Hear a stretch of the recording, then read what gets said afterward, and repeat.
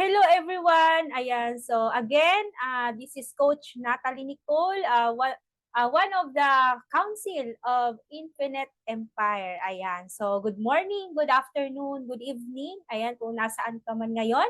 Ayan, so kung napapanood mo ang video na to, ayan, binabati kita and congrats, no? Welcome dito sa Live Good. Ayan, so for today's video, no, pag-uusapan naman natin at ituturo ko sa inyo kung paano naman mag-transfer, no?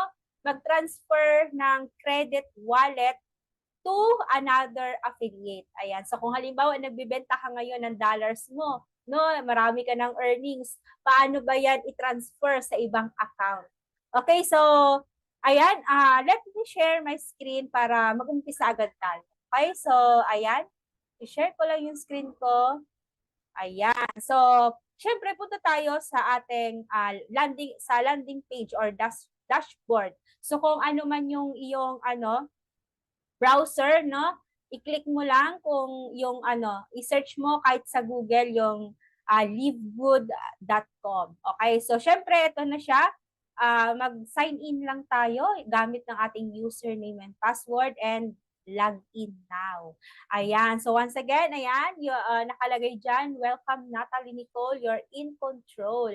Ayan. So paano nga ba mag-transfer ng dollars ng ating credit wallet sa ating mga co-affiliate? Ayan, kaya bibili ka ng dollars or mag-aano ka, ibibenta mo yung dollars mo sa kapwa-affiliate mo, yung mga nangangailangan ng dollar. So, ganito lang gagawin natin. Okay, so kapag naka-login ka na sa account mo, syempre, punta ka lang ulit sa My Earnings. Okay, My Earnings. Next, punta ka sa Credit Wallet.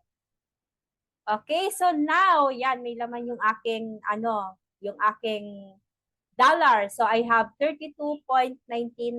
So, paano nga ba mag-send ng dollar sa kapwa-affiliate natin? So, for your information, kahit cross-line, kahit sino pa yan, basta Live Good member yan, pwedeng bumili sa'yo ng dollars or pwedeng mo siyang bentahan din ng dollar. So, ganun kaganda. Parang nagkakaroon tayo ng trading sa loob ng community natin. Diba?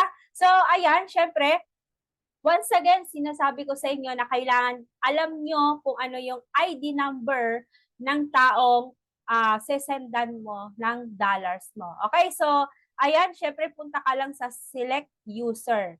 Okay? Tapos, itatype mo yung ID number. Okay? So, ako, ito yung ID number ng pagsesendan ko.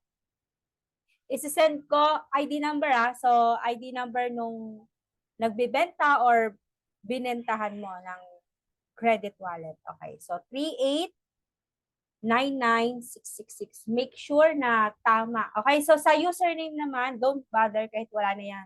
Kahit wala namang username. Mahalaga, may ID number. Okay. So, dito naman, choose credit type. Yan. So, dito na, pipiliin mo dyan yung transfer credit. Okay, so ayan na, tingnan natin transfer credit. Okay, so continue lang. And ayan, next natin. Ine-next mo lang, wala kang ibang pipindutin dyan. So, syempre dito sa step number 2, nakalagay dito credit transfer, credit, ayan, credit transfer, magkano ba yung amount? So, ang binibili niya sa akin is $10 kasi magsusubscribe siya ng kanyang account. Okay, so continue lang. No, continue. And ayan, lalabas yung pangalan niya mismo. Ayan, so ayan, ito yung pagsisendan ko ng credit wallet. Okay? So, ayan, pag tama yung tama na yung kanyang details, i-issue credit mo lang. Ayan, pinakababa, issue credit. Tapos, okay. Ayun. Ayan. So, di ba nabawasan na, $22 na yan. So, ayan, para makita mo din yung resibo, punta ka sa credit log. Ayun. So, ayan, di ba, nakalagay, credit, ayan. Credit transfer to Sophia Caring, $10. So, screenshot mo na, isend mo na sa kanya. So, ganun lang kadali mag-transfer ng dollars. Okay? So, ayan, mag-stop share muna ako.